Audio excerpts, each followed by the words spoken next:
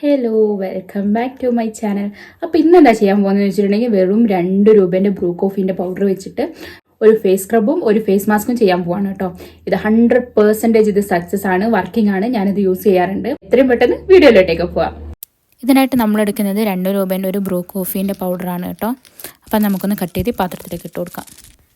ഇനി ഇതിലേക്ക് കുറച്ച് പാൽ ആഡ് ചെയ്ത് കൊടുക്കാം. എന്നിട്ട് നന്നായിട്ടൊന്ന് മിക്സ് ചെയ്ത് കൊടുക്കുക. അപ്പോൾ ആ പാക്ക് ഫുള്ള് ഞാൻ യൂസ് ചെയ്തിട്ടുണ്ട്. ഇനി നമുക്ക് ഫേസ് ഒന്ന് നന്നായിട്ടൊന്ന് വാഷ് ചെയ്ത് കൊടുക്കാം. ഞാൻ ഈ ഒരു ഫേസ് വാഷ് ആട്ടോ യൂസ് ചെയ്യുന്നത്. ഇത് കുറച്ച് എമൗണ്ട് എടുത്താൽ മതി, നന്നായിട്ട് നമുക്ക് ക്ലെൻസ് ചെയ്യാൻ പറ്റും. ഞാൻ ജസ്റ്റ് ഒന്ന് ഫേസിലേക്ക് ഇങ്ങനെ ഐസ് ഒന്ന് വെച്ച് കൊടുക്കുന്നുണ്ട് കേട്ടോ.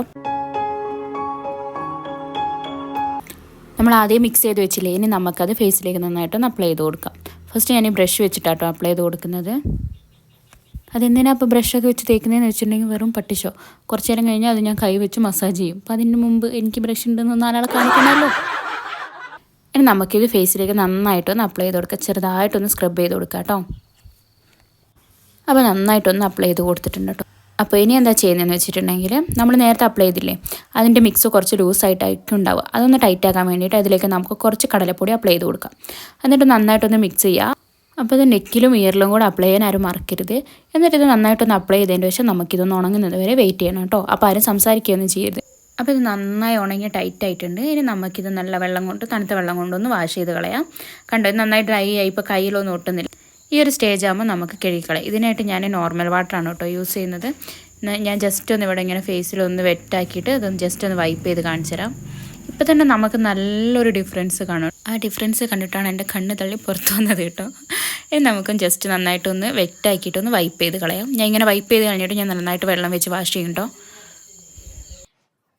അപ്പം ഞാനിത് കഴുകി കൊടുത്തിട്ടുണ്ട് കേട്ടോ. നല്ല ഒരു ക്ലിയർ ആയിട്ടുണ്ട് ഫേസ്.